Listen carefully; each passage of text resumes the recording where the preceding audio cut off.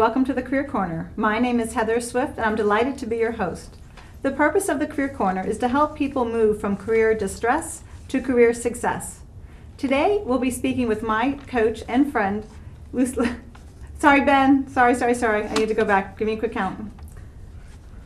All right, and Never say my guest. 10, 9, 8, 7, 6.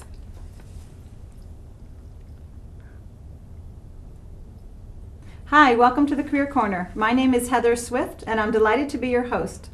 The purpose of the Career Corner is to help people move from career distress to career success. Today, my guest is Lucila McElroy. She's a life coach and founder of the Perfect Mom Reform School, and she's coined a really fun term called Perfect Mom Syndrome, or PMS. And you call it the new PMS, yes? The new kind of PMS. Yes. So thank you for being on the show today. Thanks for having me. Really appreciate it. How did you coin this, and what created this concept for you? Yeah. Well, I'm a mom myself. I'm a mom of 3 daughters. Oh, wow. Yeah, 10, 8, and 7. And I realized that I was feeling a lot of stress, a lot of overwhelm, and a lot of my friends were feeling the same way. And I've been a coach for a long time, for over 10 years. Both career coaching, life coaching, and the stress and overwhelm it wasn't working. It wasn't working for me, you know. I could tell it wasn't working for people that I knew as well. And did you find with each child it was increasing? Yeah, I actually, PMS is really this idea of regardless of what you do, regardless of what you accomplish, it's never good enough. Mm-hmm. And I actually had this crazy idea that having kids was going to solve all my problems. You know, I was feeling stressed before having kids. And I really thought, well, I'll feel complete. I'll feel, when I have a family, when I have 3 kids, I'll feel complete. I'll be able to balance things. I'll be able to do things and, have my kids, and this will complete me. So I had my first kid and thought, well, maybe when I have my second. I'm actually amazed you don't have 7 now. Yeah, You're going exactly. this way. Well, it took 3. It really did. And this really isn't working the way for what the intention I put forth for having. Yeah, it really, it's a little bit sad, but I do remember coming home with my 3rd child and feeling very, very distressed and feeling sort of really overwhelmed and thinking, hang on, I thought this was going to be it. And in fact, that was actually an aha moment. Okay, things out there, including my kids, are not going to make me happy. Yeah. I have to find my own happiness. I have to find some inner peace for me to be happy. And I started to realize that was really the cause of my happiness was in here, wasn't out there. I think there's sort of a myth that, kids are our career, our kids, something out there, our partners. Looking on the outside for the happiness within. I think that's well said, and it's often been the misnomer. Yeah. And I think that women a while ago, our 4 sisters, not so much now, but think, and maybe they still do, some women in different pockets of the globe think, oh, well, when I find my man, all this will go away. Or I have my man, we're not so happy, but when we have that baby, look out, love will come back. That's it. And there's always that reaching and looking for something else instead of what's right in front of us and inside of us. Yeah, that's it. I mean, we might talk about this after, but in the symptoms of PMS. And in fact, PMS I've now discovered is actually, men have it, PMS, it's the perfect men syndrome as well. Instead of perfect mom syndrome. Perfect man syndrome. Yeah. Or really, it's perfect life syndrome. We all have it. And it's, again, this idea of regardless of what you do, it's never good enough, right? And one of the symptoms I call the one day someday. When I get married, I'll be happy. The one day someday. The one day someday. Oh, wow, that's great. And it's a symptom that, it's good to be aware of that. Now I'm aware sometimes when I feel stressed or I'm starting to feel sort of off.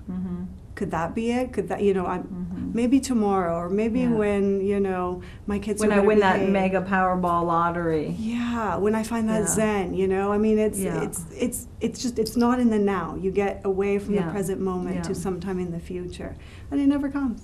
I always see posts on Facebook around spirit themes and uplifting themes, and one of them was just around that. If you keep waiting for the perfect moment to start your yoga practice, your meditation practice, to write your thank yous, you'll never do anything because we never have that time with nothing else to do in it. That's right. Yeah, and it really is a myth, and even I think we know it intellectually. But it's really hard to practice that and to live that, to really take that to heart and say, yeah, actually, you're not the cause of my happiness. You know, my partner is not the cause of my happiness. The kids are not the cause of my happiness. When they're better behaved, that won't be the cause of my happiness. That's actually quite impermanent. You know, the cause of my happiness is actually, I can cause that in my mind and my heart.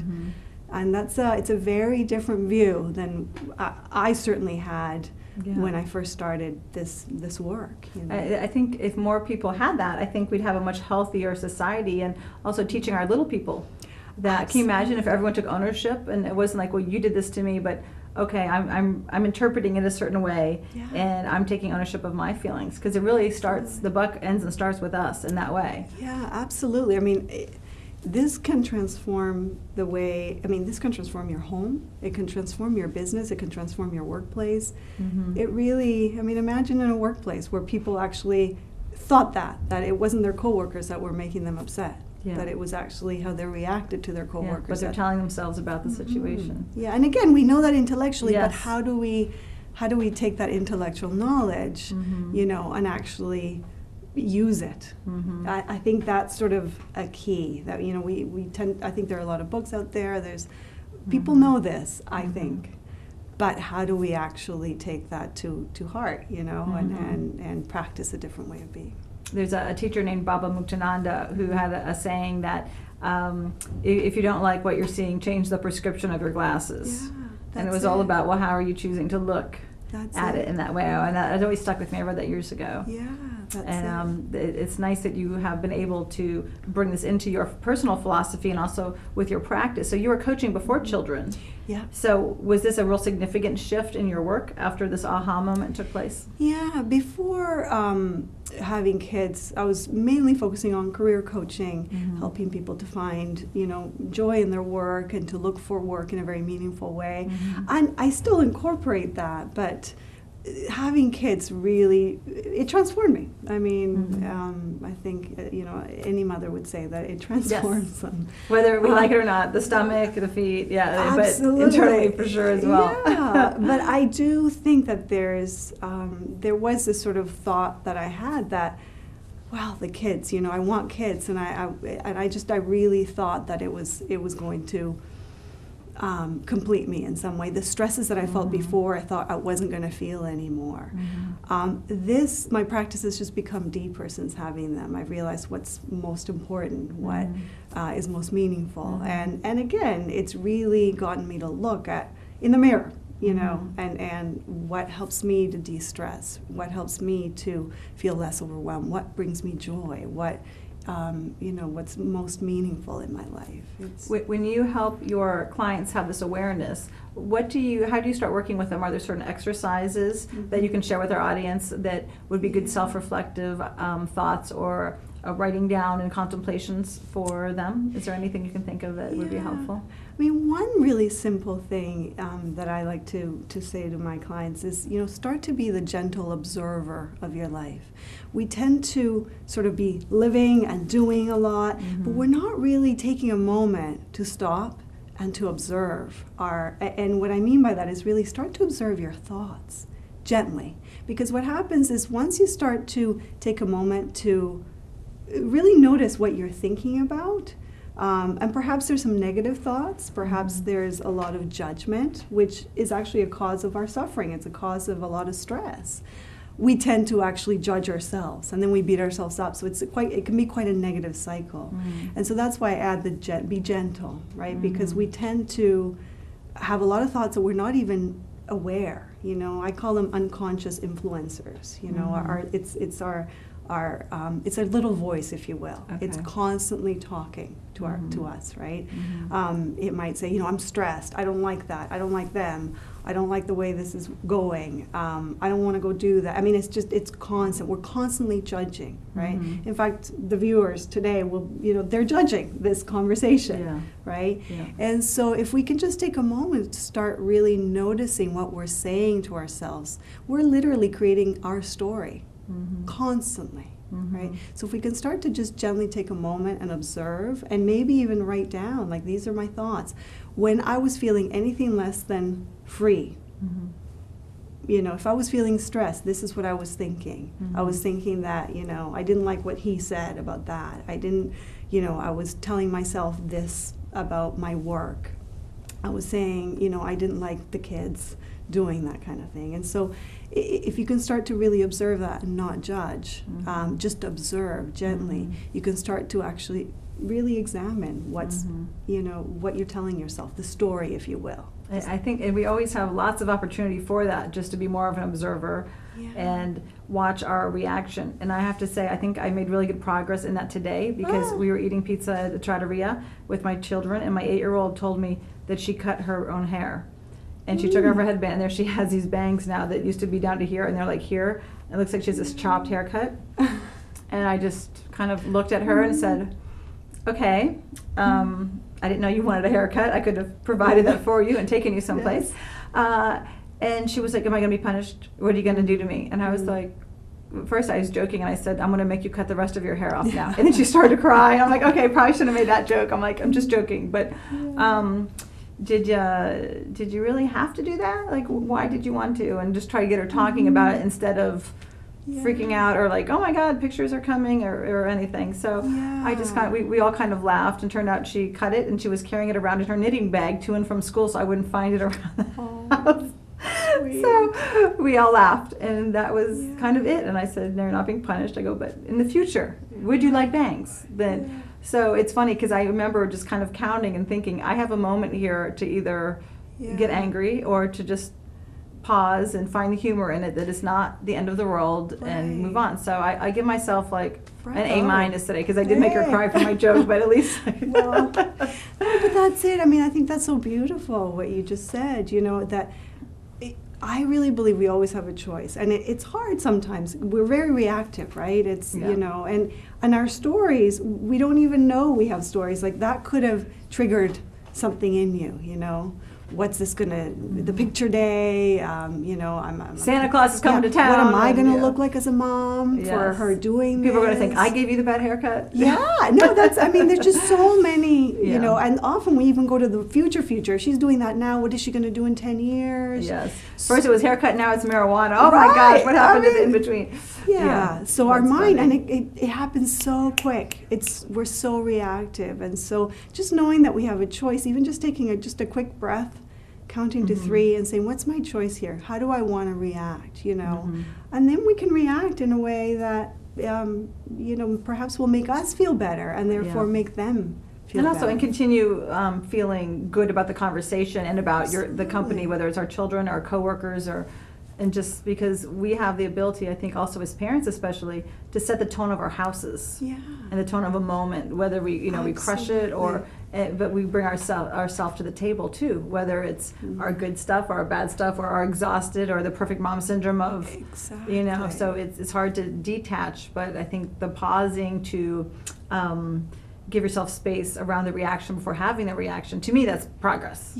For me anyway, because I like, my Irish gets up fast, I'm like, wow. So I think for all of us, you know, we're a fast kind of doing society, you know, and we're doing and we're going all the time. It's just the way that I mean, I grew up like that, you know. I grew up in Latin America, and even there, you know, it's like fast. I can imagine. That's it. And so it's like, what? Stop, breathe, think. I mean, you know, and that could literally take 3 seconds.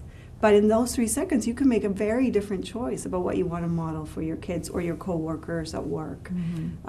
It can, like you said, it can set a different tone altogether, and it can set a different path for a conversation for the future, right? A completely different reaction. Yeah, and then you're also not, the kids aren't like telling you something with like the angst, or a coworker's not giving feedback with the angst of retribution in that way. We actually have to take a brief break, and we'll be right back. So please stay tuned. We'll be back after this brief break.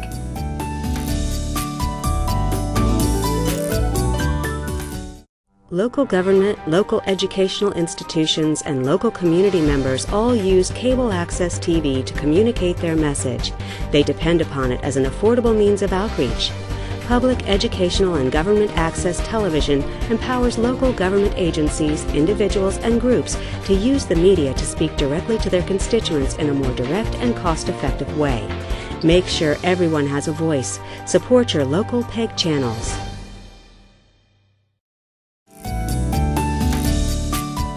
Hi, this is Heather Swift on the Career Corner, here with my guest, Lucila McElroy. How are you? I'm great. So I would love for us to now talk about what are the symptoms that you have PMS, perfect mom syndrome, or perfect life syndrome, or perfect man syndrome, the two other kind of PMS. How do you know if this is really your diagnosis? Yeah. Well, one of the biggest symptoms is stress, overwhelm. I mean, those are big ones. I find for a lot of moms, it's sort of feeling like the weight of the world is on their shoulders. I mean, I've certainly felt that, feeling like regardless of what decision I make, it's never going to be the best decision. And it's this sort of constant, like, I can't make the right decision, I have to make a better one. And then we do this, and then we judge. We make a decision, we judge. So judging is another big one. And judging is a little bit more nuanced because sometimes we say, well, I don't judge, right? But when you start to really gently observe, certainly for me, I started to notice, my goodness, I was judging everything, everything. And minute decisions to big decisions. Things I said to things I didn't say, Shoulda, woulda, coulda. Oh, absolutely. Okay. Should have said that, could have said that, A big one is the comparison game. We're always looking out to see how much better other people do their work, their parenting. They have power. Yeah. We're like, They have a generator. Exactly. So it's that, it's constant sort of looking out there. And, they just got a promotion. Oh, they have X number of kids and they do it so well, So we always make that. It's like putting people on false pedestals almost, because everyone has their good days, their bad days, and sometimes life just feels really hard and overwhelming sometimes for everyone. Yeah, that's it. And so, but it's very easy to kind of go to that place of, they do it so much better, not knowing the whole story, not knowing, like you say, everyone's got their good and bad days. The backstory. We were not posting everything on Facebook. Right, that's right. Only the mask, the good face. And so that's actually, I find is... Yeah, I bet Mommy Dearest would not be writing, hey, FB family, I just nailed my child again with a coat hanger, Right, yeah, no. And so we don't, it's really like, there's a lot of attention put on that, and it really causes us a lot of suffering, but we don't really say that, I don't really, look out there. But when you start to observe, it's happening, and sometimes it's minutely, and sometimes it's pretty big. With career, I mean, it's they have the better job, they have better balance. Yeah. How can they do it? They seem to do it all, and I can't. A big one is guilt. Can't do this good, well enough. I can't do that well enough, and so it's, I'm either not making enough money. This is definitely for mothers. So I'm not bringing in any money. I'm not bringing in enough money. I can't do my job well outside of the home, and I can't do my job well inside the home. So it's regardless. There's constant sort of looking and looking outside and comparing. So what are some solutions to these? After we've diagnosed that, I think everyone can resonate with a few of those. Yeah. So then what's the next step after you kind of feel like you have a handle on going, okay, I guess this is me a little bit? So I would say the first one. So it's like recovering, right? Recovery. Yeah, that's right. It's the first thing would be to actually recover from it, and it's a constant. I work with this stuff. I work with my clients on this all the time, and I still have to catch myself. Right? Of course, yeah. We're human beings. Because you still have the mom stress and the work stress and the relationship stress. That's right. And so, it's really about becoming, imperfectly perfect or perfectly imperfect. I mean, it's being okay with that. And so the first step is actually starting to recognize the symptoms. And that's a bit of a challenge because sometimes we don't want to go there, It takes a little something to start to recognize, I just compared myself. I just looked out there. That was a someday, one day kind of comment that I just made, right? So we just, for a while, we really want to gently observe and actually start to see where those symptoms are showing up, because those can be they can be a sign for where we can work on, the areas that we need to work on, where we're feeling stress. what we're telling ourselves, right? So that would be, I would say, number one. Okay. Start to recognize the symptoms, and in some ways, accept this perfect imperfection, right? We actually don't want to accept. It's you know, we want to, in some ways, show the best face. We want to be perfect. In fact, that's part of the myth, is that, you know, that's when I'm perfect is when I won't have any stress, when I won't be overwhelmed. Yeah, when my whole house is organized, then I will be. Right, exactly. Yeah. So that would be number one, you know. I would say number two is start to get to know, you know, we talked a little bit about the story that we create, you know. So these unconscious influencers, what are you telling yourself, right? What's the story, right? And so the story could be what you're telling yourself about yourself. I'm not good enough. I'm not smart enough. I can't do this. So it's about yourself or them. They do this better, or I'm better, they're worse. So it's sort of this judging of, you know, ourselves and others, right? Or the world. The world is so hard. This is so hard. You know, like we can. It's a story that becomes very It becomes real. true then. Yeah, the affirmation of that. Absolutely true. Yeah. Right. And so start to watch the created story. Start to observe it. Start to see what you're actually, the unconscious sort of little voice that's creating the story. And you really, I mean, this takes a while, right? I'm going fairly quick here, but just there's no reason why, if someone's really keen and interested in starting, they can really just start writing down, like, this is what I said to myself today. I was feeling stressed, and this is what I started to tell myself about myself, about my coworkers, about my kids, about my partner, about the world, right? And beyond the created story, you want to really start to, in some ways I call it own the truth, right? And the truth is, and this is hard for people to accept, is that those things out there don't make us happy. Those things out there don't make us stress. It's how we react to those things that make us stressed, that make us overwhelmed, that make us upset or peaceful, right? Depending on what we're. So that's really, it's owning that truth, if you will. And so starting to see, you know, in fact, I would say start looking for those moments where you're feeling stressed. Wake up and say, okay, so there'll be opportunities for me to practice a different way. There'll be opportunities today for me to actually see and hear the story that I'm telling myself. Right on, I'm going to go for it today.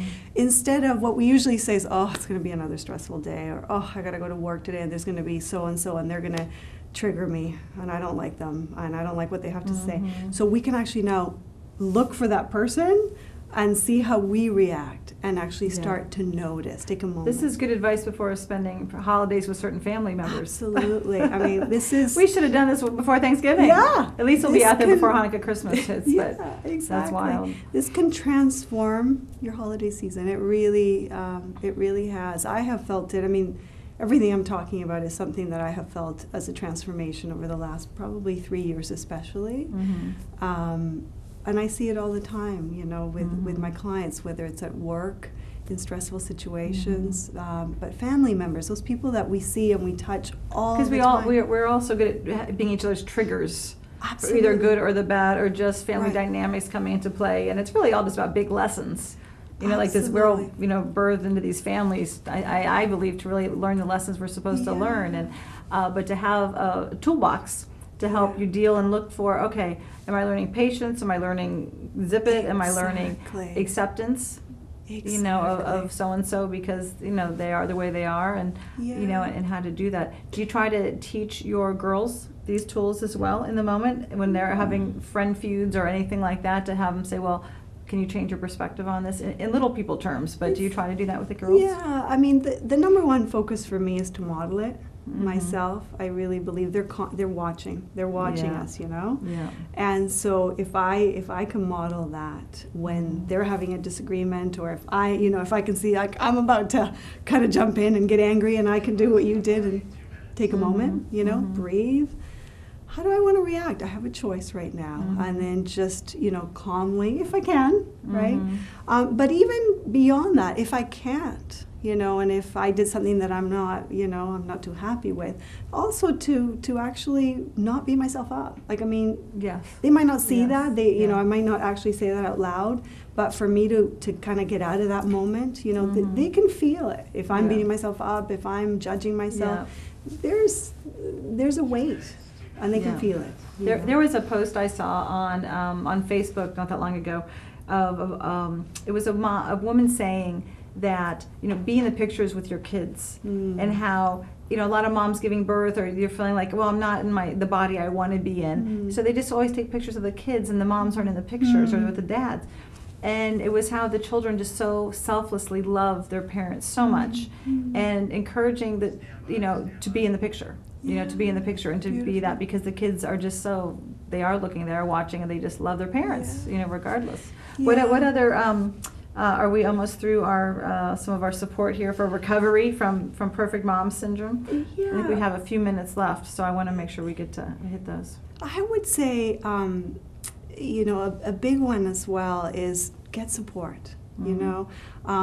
Whether it is a coach or whether it is a community of like-minded people, people that can actually support you to see this truth that we're talking about. Because often our friends, they actually jump into our story, and they don't necessarily support us to get out of it.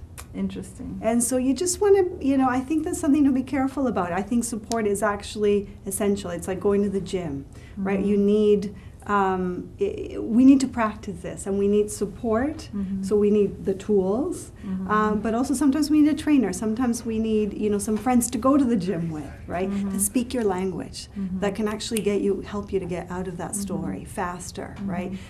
A lot of the times we're not trained to do that. We're, as friends, it's like, oh yeah, of course, they're this and they're that. Yes, it's so this, and we're not supporting. They feed the story, not lift you out of it. And so just being really conscious of, who supports you, who lifts you up, who helps you to actually, be your best and be who you want to be. It sounds a little cliche, but it's true. It's true. So how can people get in touch with you? And do you do group coaching, or is it more one-on-one relationship? I do both. Okay. I do both. Yeah, one-on-one and groups. I love the groups that I run as well. So it's I find the groups really they help each other. So it's really coaching them to coach each other, which I love, because that's really important at home. So that's great. And they can get a hold of me through my website, perfectmomsyndrome.com. And it will be along here somewhere that we will have posted. Great. So that's great. Thank you so much for being on the show, Lucila. Me. It was really lovely. Appreciate it. It's so great. I love those tips. I want to go back and write them down. Sounds good. And thank you all so much for joining us today. Please check us out on YouTube. We have many shows on the Career Corner, and I wish you much career success until I see you again.